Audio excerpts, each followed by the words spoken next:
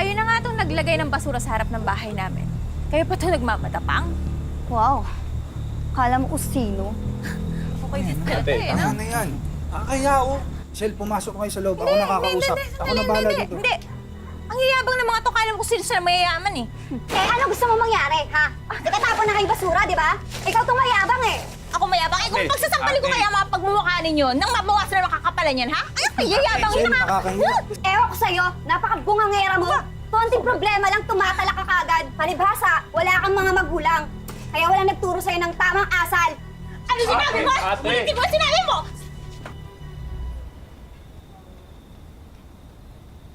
Tama na yan.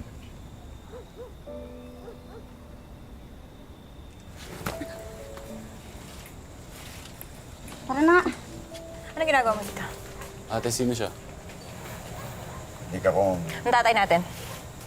Ang tatay nating walang pakialam sa atin.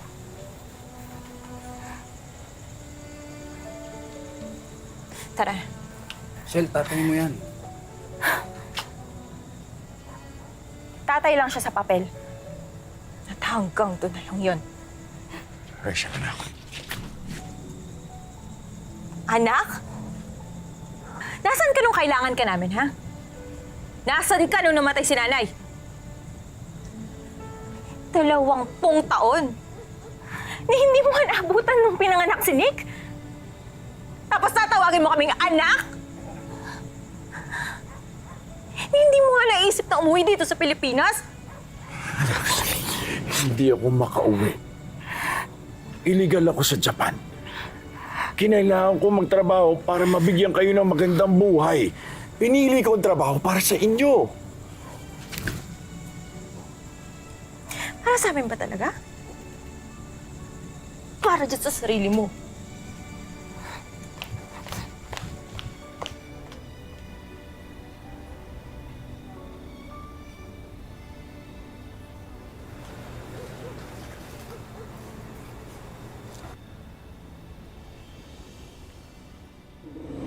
Mapapatawad pa kaya nila Rachel at Nick ang kanilang ama? Sundan natin ang kwento sa bagong 2-part episode ng Tadhana. Pasensya ka na, Margie, kung hindi man lang kita nabisita sa ospital. Hindi man lang kita naalagaan. Alam ng Diyos na gusto ko nang umuwi. Pero tuwing naiisip ko ang sitwasyon natin, mas lalo kong kailangan tiisin. Ang lungkot sa Japan para lang mabigyan kayo ng magandang buhay. Kahit kapalit pa nun ang malayo ko sa inyo.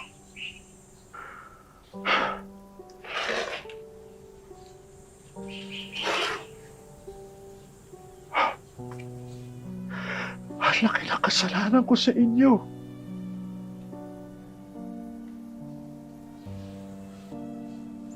Patawarin po ako.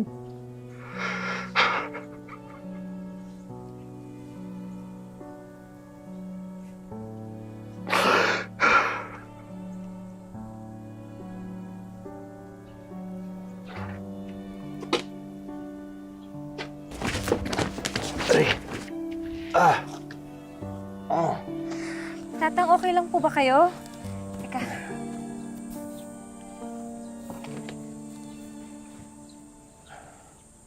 Parang wala naman naipit na ugat. Parang masa lang sa pagkakahulog ninyo. Teka. Hindi. Oo, okay na po ba? Okay na.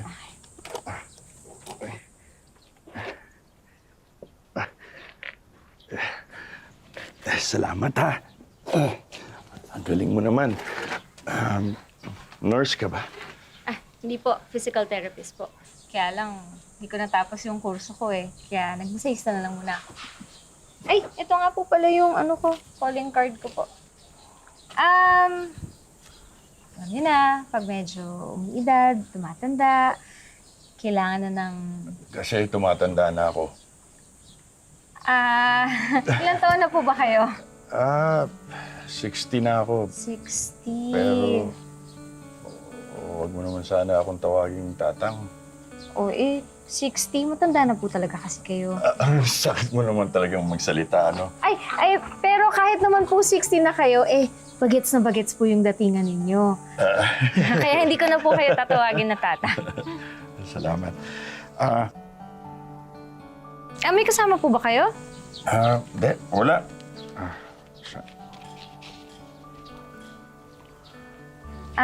Ang dami niyo po palang perang dala. Mag-iingat po kayo ha, kasi madami manloloko dyan sa labas. Sige. Salamat ulit, Sige.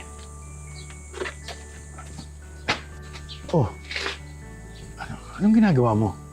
Hatid ko na po kayo kasi baka mahirapan kayo lumabas. Dami po kayong dalang pera, madaming manloloko ngayon, tsaka baka mahirapan po kayo makauwi. Kaya halika na po, samahan ko na po kayo. Sigurado ka bang okay lang sa'yo? Yes po, halika na po. Sige. Yeah. Dahan. Salamat,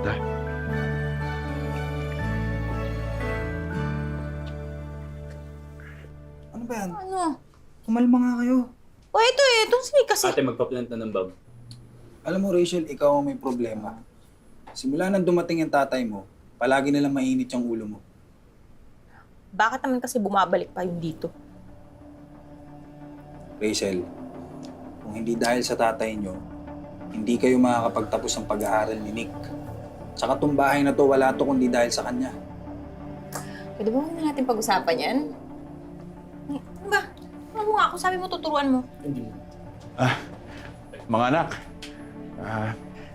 kaibigan ko nga pala, si Christine. Nakilala ko siya sa sementeryo. Tinulungan niya akong makauwi. May beer house na pala ngayon sa sementeryo. Ay, ma'am, hindi ako ganong klaseng babae. Tinulungan ko lang si Mario kasi natapilok siya sa sementeryo kanina. Wala akong pakialam kung sino ka. At wala akong pakialam sa inyong dalawa. Nak, huwag ka naman magsalita ng ganyan. Mario, una na ako. Buti pa nga.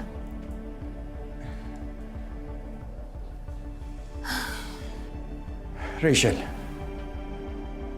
ganyan na ba talaga kababa ang tingin mo sa akin? Na kailangan mo basusin yung bisita ko. Bakit? Hindi rin ba pambastos yung ginagawa niyo sa nanay?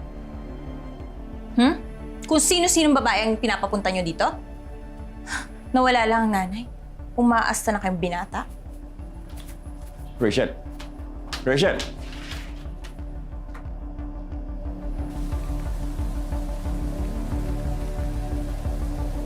Oh, Mario, di ka, pasok ka. Puka muna. Salamat. Kamusta ka? Ito. Okay lang naman. Teka lang pala ha. Paghahanda kita ng Ay, hindi. Huwag na. Okay na ako. Huwag ka na mag-abala. O naman, sige na Mario. Kumaga parang pambawi ko na lang yun sa abala na ginawa ko sa bahay niyo nung isang araw. Naku. Ako nga yung nahihiya sa'yo. Kaya nga ako nagpunta dito para humingi ng dispensa sa sinabi ng anak ko. Hindi, okay lang yun. Anak mo naman yung may kasalanan sa akin eh. Iba yung ugali ng anak mo niya. Ano po ba talaga yun? Ano kasi, malaki kasi ang kasalanan ko sa kanila. 10 taong gulang pa lang si Rachel at kakapanak pa lang kay Nick nung umalis ako ng Pilipinas. Nagtrabaho ko sa Japan pero illegal ako doon. Pagkatapos ng ilang taon, naisip ko na mas kailangan ng pamilya ko ang pera kaysa sa akin. Kaya, ayun. Nagtuloy-tuloy ang trabaho ko sa Japan kahit napatago. Kaya, nahihirapan akong umuwi dito sa Pilipinas. Tapos, namatay yung asawa ko. Nilibing siya. Hindi man lang ako nakapunta. Pero alam mo, nagpakalayo-layo ka na nga eh, para sa kanila. Kung tutuusin, dapat nga nagpapasalamat sila sa iyo. Salamat, Christina. Kasi, kahit na papaano, may isang taong nakakaintindi sa akin. Wala yun. Basta nandito lang ako, ha? Oh, teka lang. Kukunin ko na yung pagkain. Teka lang, ha? Diyan ka muna, ha? Diyan ka muna.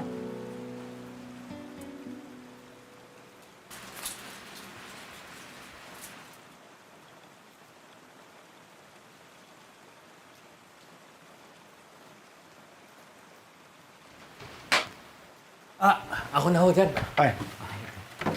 Pasensya na kasi parang mahuhulog na kaya ayusin ko sana. Hindi. Ayos lang ho. Bisita po kayo ni... Oh, Carlo, dito ka na pala. Carlo, si Mario. Mario, si Carlo. Kapatid ko. Oo nga.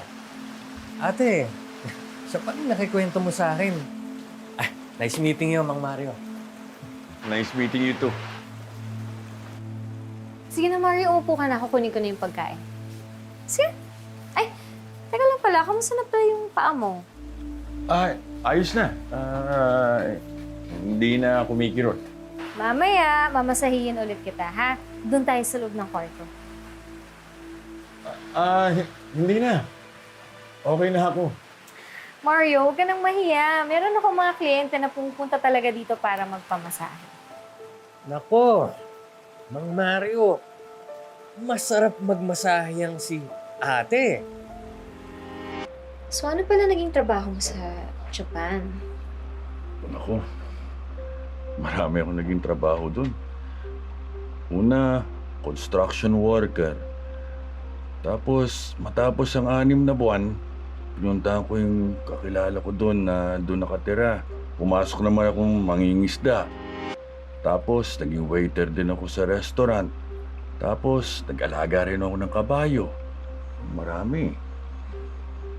Mahirap mag-TNT sa Japan, ha? Sobra. Naku, sabi nga yung mga Hapon doon na pagkakamalang iligal. Singkit, bilog, maitim, maputi, lahat sinisita. Kaya nga ako, lahat ng pag-iingat ginawa ko doon. Siguro, malaki ang kita mo dun. Ang laki kasi ng bahay mo. Malaki nga. Pero mahal mamuhay sa Japan. Lahat nga ng sweldo ko lahat pinapadala ko sa pamilya ko. Kaya ako, yun, tigis lang. Halos wala nga matira sa akin. E di, milyonaryo ka na ngayon. Hindi naman, may kaunting ipon lang.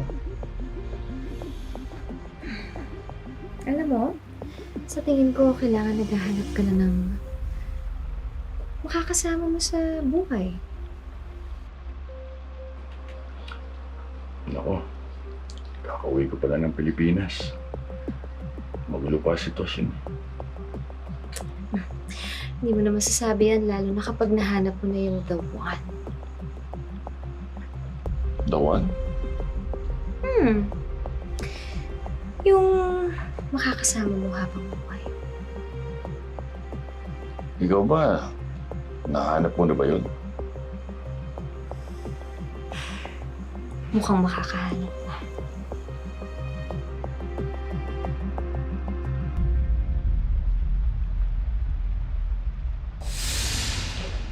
Christine! Christine! Relax. Yung kapatid mo. Hayaan mo siya. Ang ganda-ganda mo. Salamat. Sana ako na lang yung lalaking hinahanap mo. Bakit hindi?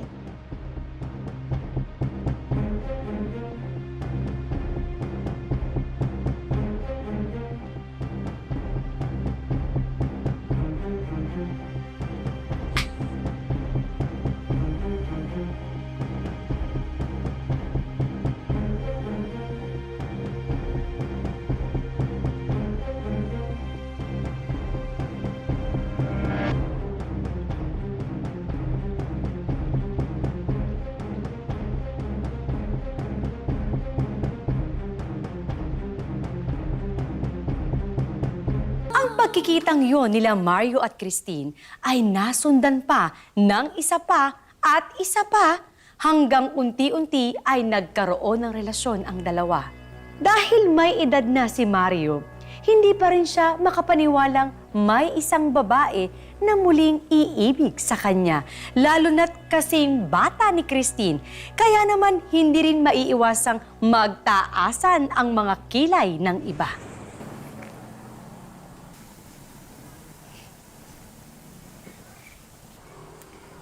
Totoo ba yung sinabi mo sa akin kanina?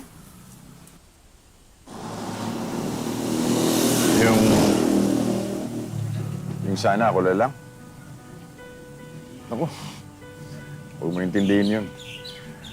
Nabigla lang talaga ako. Tsaka alam ko naman na hindi mo kayang seryosohin yun eh. Yun ba ang iniisip mo? Bakit? Hindi ba? Alam ko naman kung gaano kalaki ang agwat ng edad natin eh. Sa kung tutusin nga eh. Parang anak na lang kita. Mario, walang edad sa pagmamahal. Lalo na kapag nakita mo na yung the one mo. Maniwala ka sa akin. Deserve mo ang maging masaya. Malay mo, baka ito na yung huling beses. Pakakawalan pa ba natin?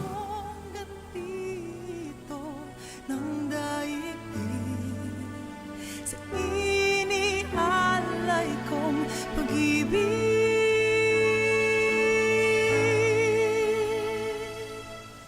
Gantimpalang hanap ko'y ligaya ng pag-ibig.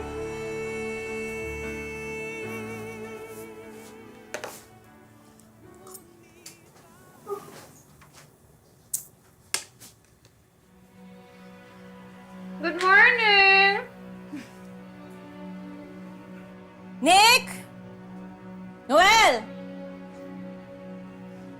Bakit kayo nagpapasok ng ibang tao dito? Hindi ako ibang tao.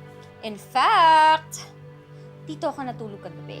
At, kung gusto mo malaman, jowa. Jowa ako ni Mario.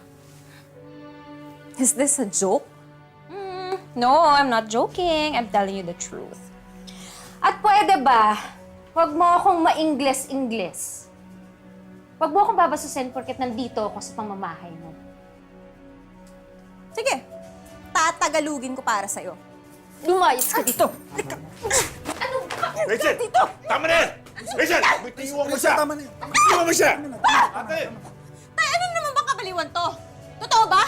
Na dito natulog yung babaeng yan? Oo. Dahil karapatan ko magpatuloy ng kahit na sinong gusto ko sa sarili kong pamamahay.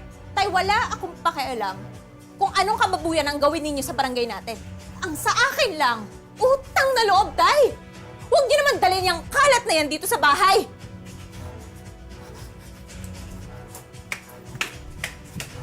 Okay ka lang ba? Ha? Okay ka lang? Saktan ka ba? Wow! Love team ng taon tayo ah. Ba't di nyo kaya maisipan gumawa ng vlog nang sumikat rin kayo?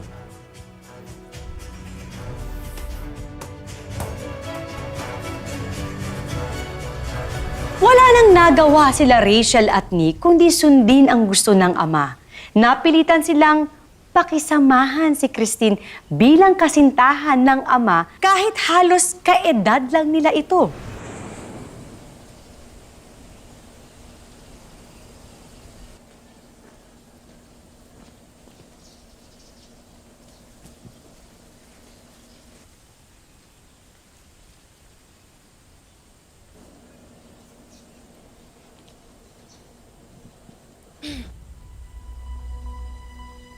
Alam mo, natuyot na yung mga halaman dahil sa sobrang init. Pero mukhang sanay na sanay ka sa tuyong lupa. Alam mo, Rachel, ang tuyong lupa, pwede pa rin umusbong ang halaman. Yumabong, basta inaalagaan. Tinidiligan. Parang ginawa mo sa tatay ko? Alam mo, wala akong pakailam kung basura ang tingin ninyo kay Mario. Lalo ka na. Pinuno ko lang naman ang pagkukulang nyo eh. Ang pagkukulang nyo sa tatay ninyo. Malungkot siya, dumating ako. Oo nga eh. Sobra-sobra naman yata yung pagpuno mo. Pati ba kahalayan kasama? Dahan-dahan ka sa pananalita mo. Mahal ko si Mario. Oh, mahal. Oo nga eh. buong mundo, mahal mo.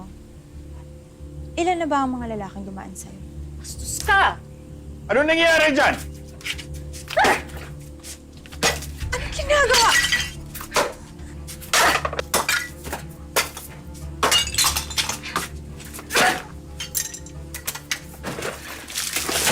Nababalo ka na ba?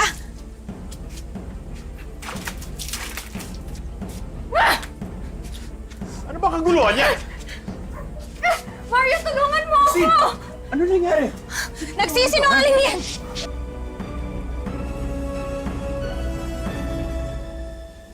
Sino? Hoy, napakasinungaling mo ha! Ikaw may kagagawa niyan, ikaw may gawa sa sarili mo niyan! Ano pa nagsasabi mo? Ha? Ikaw ang napakasinungaling! Bakit mo gagawin to sa sarili ko? Eh, siya sumusobra ka na! Ako pa yung sumasabi. Teka nga! Nakakahiya naman sa ilang taon mo na wala ka para sa amin ni Nick. Alam mo, dapat ikaw na lang namatay eh, hindi si nanay! Sumusobra ka, tay!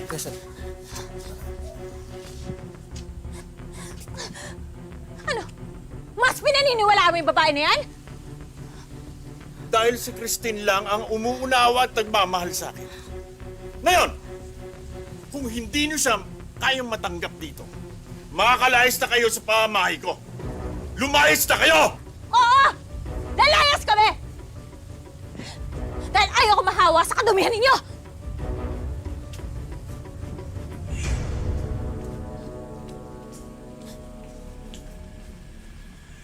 Okay ka lang ba?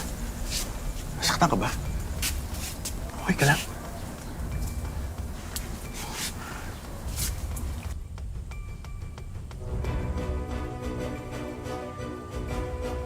Ate.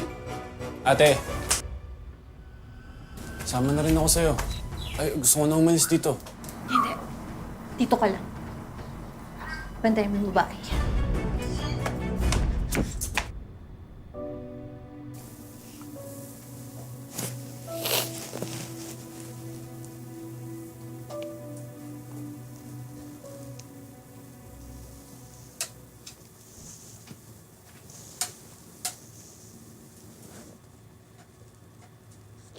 Mahal. May problema ba?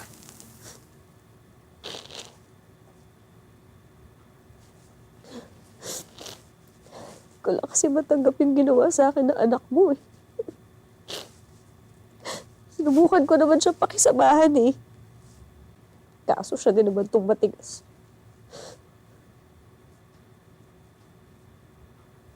I'm sorry. Pero pinapangako ko sa'yo, wala na makakapanakit sa'yo.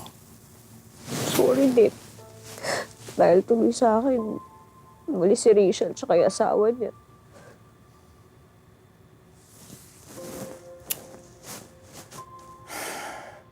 Ba silang intindihin? Matanda na sila, kaya nila lang tumayo sa sarili lang mga paa. Buti pa nga yun si Rachel eh. Maganda yung trabaho. Malaking sweldo.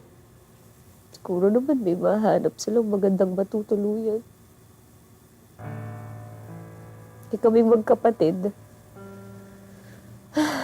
Wala. Isang kahig, isang tuka. Ito naman si Carlo. Di mo alam kung kailan sasampa sa barko. E paano?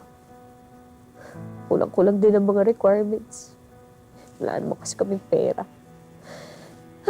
Kaya yan. Tiis muna.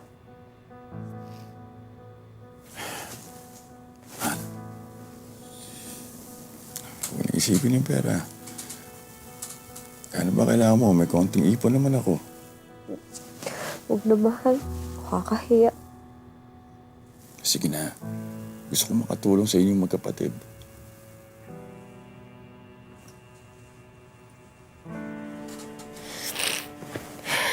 Eh, kulang-kulang 300,000 din lahat-lahat eh.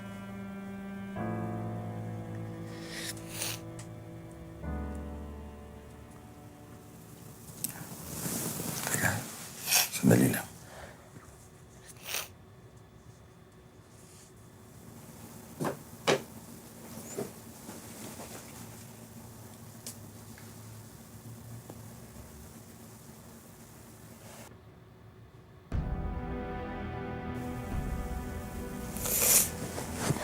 sige, mahal. Bukas na bukas, mag-withdraw ka ng pera. Talaga? Salamat, mahal.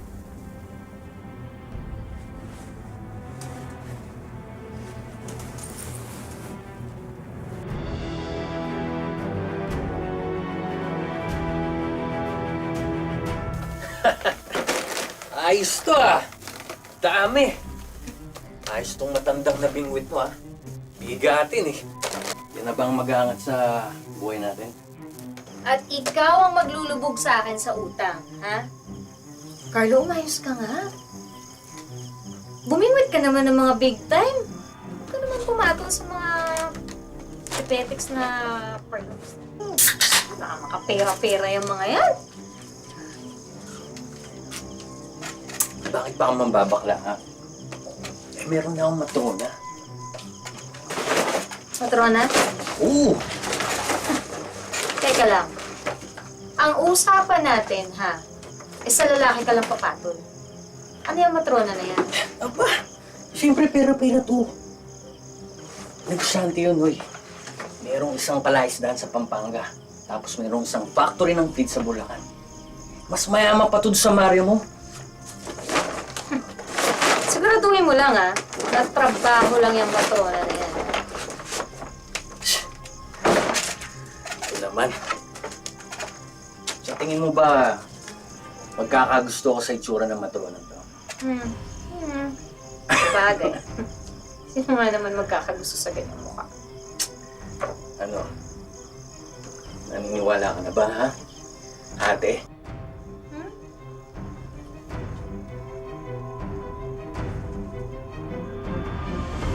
Walang kamalay-malay si Mario na ang babaeng muling nagpatibok ng puso niya at inaakala niyang tunay na nagmamahal sa kanya ay manloloko lang pala. Hanggang kailan siya paglalaruan nila Christine at Carlo? At ano pa kaya ang binabalak ng dalawa sa kawawang matanda? Ano? Sabitin naman ako dun. Tama na nga yun. Hindi ka. Huwag nga dito, baka may makakita sa atin. Ano ka ba? Paano pag lolo? Okay lang pwede eh. Pag ako, bawal na. Eh, ganun talaga. Ano, beso lang, gano'n. Oo, beso. O, Sige, beso. ate. Ano? Ano arte-arte ka ngayon. Mamaya ka sa akin, ha? Kaya mong pwede sa akin, ha? Sus. Kulit-kulit mo, ha? Pwede. Dito na kaya magtatapos ang maliligayang araw ni Christine? Pero sino kaya ang paniniwalaan ni Mario? Si Rachel ba o si Christine?